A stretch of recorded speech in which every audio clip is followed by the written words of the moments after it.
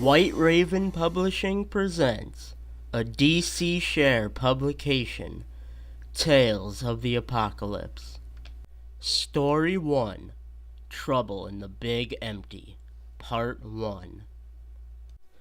Roderick stood up from his fire, the flames illuminating the night and forest around him. He looked down upon his meal, cooking over the embers, 3 Nivens and a Wallery. "Damn rats," he scoffed. "Haven't had a proper meal in weeks."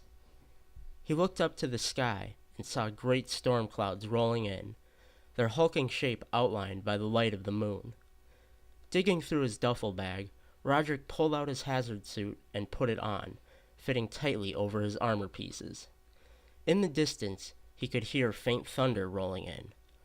Best find shelter, he thought to himself.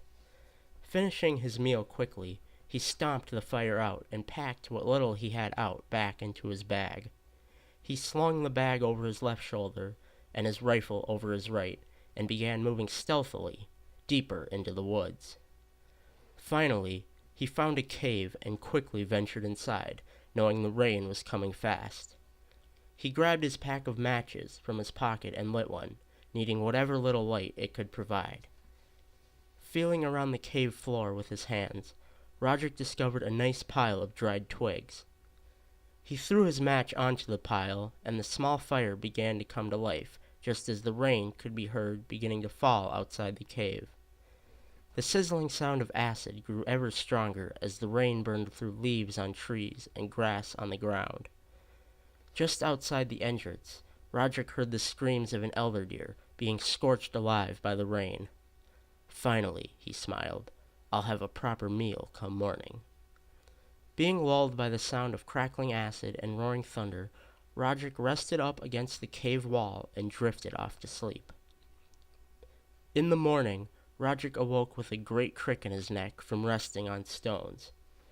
"Damn, I really need a new sleeping bag," he thought. He stood up and walked to the entrance of the cave. On the ground immediately outside was the corpse of the elder deer, its flesh burned straight through to the bone where the raindrops hit. Mostly salvageable, he thought. He dragged the body back into his cave and began chopping away at the parts he deemed edible with his buck knife. He went back outside to gather more wood for a fire, and was shocked by what he saw. The earth was charred black, and the spots where the rain had fallen, the grass in place turned to ash. Back in the cave, he got a fire going and returned his attention to the deer. Sadly, most of the flesh was tarnished, but the legs still seemed decent. Using a large rock, Roderick snapped the bones and cut away the fur with his knife. Grabbing by the hoof, he held the leg over the fire, roasting it like a marshmallow on a stick. He enjoyed the meal, but it was time to move on. Very dangerous for a man like Roderick to be in one place for too long. Roderick always took great pride in his ability to move through an area undetected. In all truth, it was likely the only reason he was still alive today. He moved through the forest like a great hunter, not making a sound, not leaving a track, for he knew the kinds of dangers that lurked in these forests. Not even including the wildlife threats, there were pillagers, rapists, slavers, or worst of all, the mutants. Off to his right, he heard a girl screaming. He took out his binoculars, and with them could see the girl, tied and bound, being dragged with a chain by a man. The girl appeared to be incredibly thin, with long blonde hair, and she was wearing a tattered shirt and pants. "Fucking whore traders," thought Roderick. Typically, Roderick knew it was best to avoid these types of situations, but this time it was different. Up ahead from the man, in the direction he was taking the girl, stood 3 enormous creatures. Their human resemblance was certainly unmistaken. However, they stood well over 7 feet tall, and had arms and legs as thick as an oak tree. Armed with machine guns, and wearing nothing but loincloths and ammo harnesses around their chests, these beasts struck fear into any that looked upon them. There was only one tribe of mutants interested in human women. "Shit," Roderick thought to himself. "Have I really come this far south?" The mutants were representatives of the powerful tribe that referred to itself as the Gruleks. It was one thing for a whore trader to deliver his goods to other human men, but the things the mutants did to women were unspeakable. Roderick dropped his rifle down from his shoulder and brought the scope to his eye. He lined the crosshairs up with the traitor's forehead and pulled the trigger. As the man's head popped and he fell to the ground, Roderick began racing out towards the girl. The mutants roared like the savage beasts they were. Roderick quickly charged towards the girl, grabbed her by the wrists, and started off back towards the woods. "Run!" he commanded. With the girl in tow, Roderick started off to the forest, doing his best to dodge the mutants' erratic machine gun fire. As ferocious as they were, mutants were also slow and incredibly stupid. Roderick knew he could easily escape them. The pair did not stop running until they had arrived back at Roderick's cave. He sat the girl down by the remains of his fire and cut her bindings with his knife. "What is your name?" he asked. "Sharondel." "Well, Sharondel, my name is Roderick. Where are you from? And how old are you?" "I am only 16, and I am from a small village to the north of here, Last Rock. Those men, they come in the night, guns firing and screaming like animals. They grab as many women as they can, chaining us up and tying us all together with rope, and shoot anyone that tries to stop them." "That's horrible." "There were 6 of us in the beginning. He had already sold 5 of us off before you rescued me. Thank you, by the way, for rescuing me. You are truly a brave man." "Well, you must be starving and thirsty. Please, let me prepare you a meal." Roderick reached into his bag and pulled out one of his bottles of purified water, handing it to Sharondel. "Do you like elder deer? There's still some left." Roderick was pointing to the mangled remains of the deer in the corner. "Oh, yes, I would love some, thank you." Roderick restarted his fire and began skewering any bits of meat he could salvage from the deer to hang over it. "What about you?" asked Sharondel. "What is a man like you doing all alone out here?" I've just learned it's best to avoid people these days. I guess I just got sick of seeing everyone I cared about being killed, kidnapped, or starving to death." "So you just wander the forests? How far have you gone?" "Well, actually, I originally came from the northern wastes." "What? And now you're all the way down here in the big empty? That's like 1,000 miles. You must have been at this for months." "Yeah, I guess I just kind of stopped keeping track. I've just been traveling the country, trying my best to help out folks any way I can." Roderick removed the perfectly cooked meat from the fire and handed it to Sharondel. "I'm sorry, it's just Sharondel's kind of a mouthful. Do you mind if I call you Cher?" "Only if I can call you Rod." The two laughed as Cher enjoyed her meal. "So just how far north is this town, Last Rock?" "It's at least a few days' walk. Why do you ask?" "Because I'm bringing you back there." "What? No, I could never ask that of you." "You don't have to ask. I've already decided. We still have plenty of daylight yet today. We could get started immediately." Roderick began rummaging through his duffel bag and pulled out a full clean set of clothing. "Here, change into this." Cher's face broke into a huge grin as she took the clothes. Roderick exited the cave to give her some privacy to change in. While outside, Roderick also grabbed his pistol from its holster. "Here," said Roderick, walking back into the cave. "I want you to have this as well." "Oh no, I couldn't." "Please, that thing will do me a lot better being in your hands than just sitting in its holster." Roderick and Cher exited the cave and looked up to the sunny sky beyond the treetops. Birds were chirping, and all seemed right with the world. "Well, after you, my lady." The pair began walking northwards into the woods, Roderick ready to grab his rifle at any sign of trouble. The journey started out smooth enough, but everything was just too uncomfortably quiet. Roderick could sense that Cher wasn't sure if she was allowed to talk, for fear of attracting attention. Just as he was about to begin speaking, he heard an ear-shattering roar. "Shit! An Urser! Cher, get behind me!" The great beast reared up on its hind legs and bellowed ferociously as Roderick readied his rifle. He emptied a round into the mass of fur, only making it angrier. The Ursa slapped the rifle out of Roderick's hands with its gigantic paws, tossing him to the ground. Cher tried raising her pistol to its head, but the beast simply tossed her aside like a rag doll as well, slamming her leg into a stone. Cher screamed out in pain, her leg clearly broken as the creature neared closer to Roderick with its jaws gaping.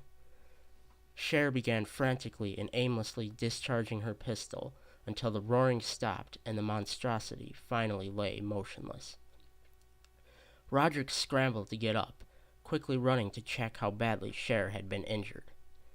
"It's fine, really." "It's not fine. It's broken. We need to make you some kind of cast." Roderick began ripping branches from trees until he found a pair sufficiently thick and sturdy. He held them in place against Cher's broken leg and grabbed some rope from his bag to secure them tightly. "There's no way you'll be able to walk on that. We need to get you some kind of crutches." Roderick continued to snap a series of branches off from the trees, and used more of his rope to fashion together a sturdy base for the crutches.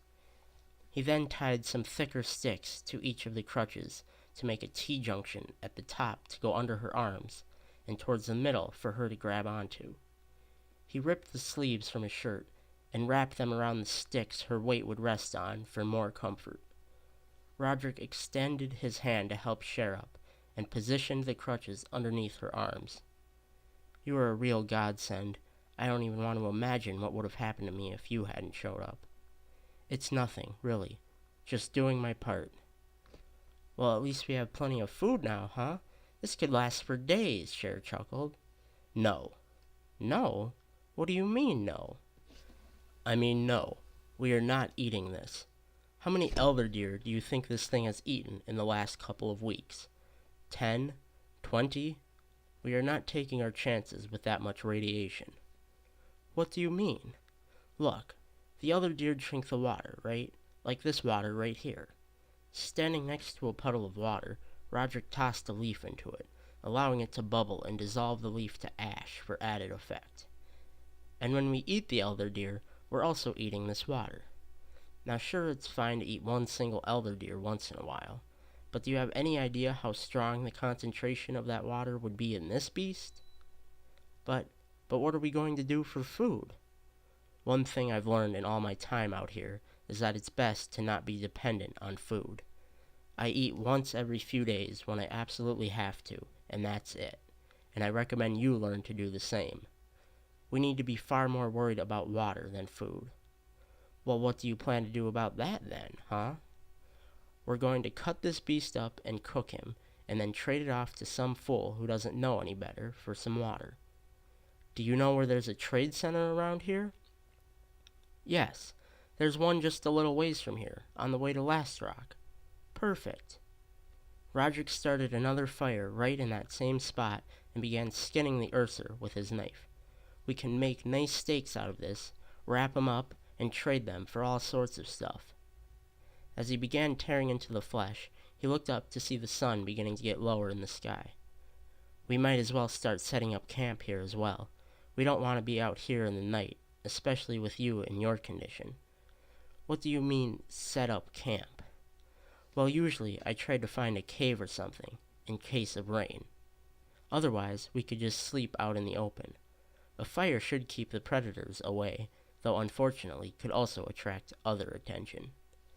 "Yes, I say we try to find a cave." "I agree, though we have a good amount of time yet." Roderick returned to cutting up the animal until he had a whole pile of steaks. He fashioned together a sort of grill rack, again out of twigs and rope, and placed it over the fire to throw the steaks on.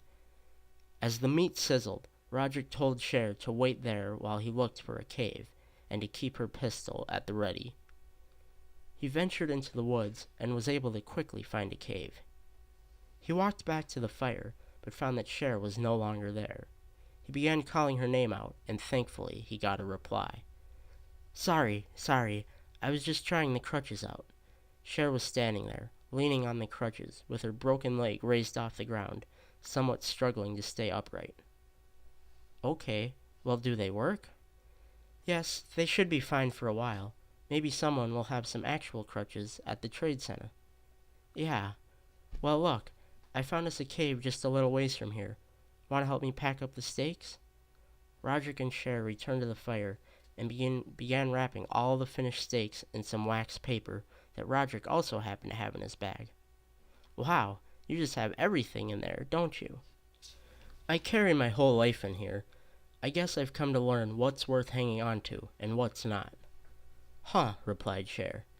As the last of the food was packed away, Roderick again helped Cher back onto her crutches and held her hand, leading her back to the cave. They gathered some leaves for a makeshift bed on the cave floor and lit one more fire outside the cave entrance to enjoy before bedtime. Do you ever think life was different? Started Cher. You know, before the event? How do you mean different? Well, sometimes I read books of how life used to be. You can read? Oh, yes, I forget how uncommon that is. Where did you ever learn how to do that? Myself, mostly, actually. I just stared at the words in books and tried to use my own knowledge of how people speak, along with context, to try to figure out what it said. Wow, I haven't even seen a book in ages. Yeah, I had a ton of them back at my home. My sister and I used to. Cher began welling with tears. Are you okay? Yeah, it's just my sister, Samantha, was taken by those horrible men a long time ago.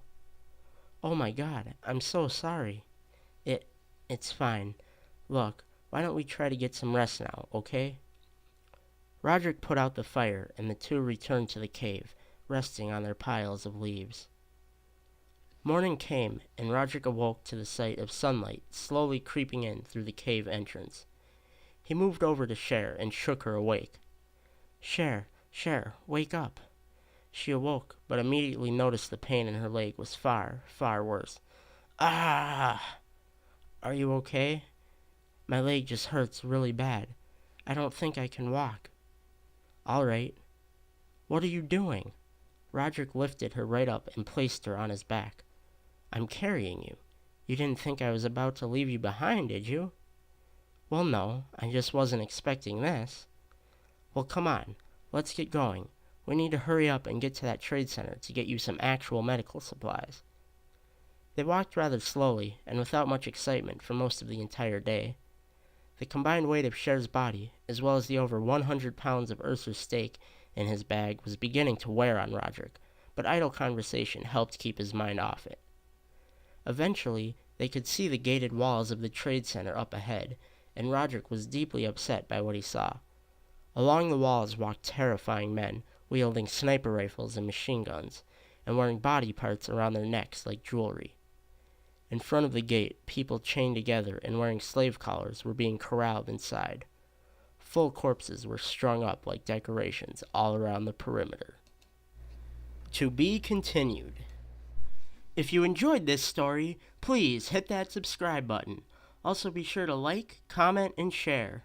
In the description of this video, you will find links to my logo design and animation, book cover design, and more. Thank you for listening.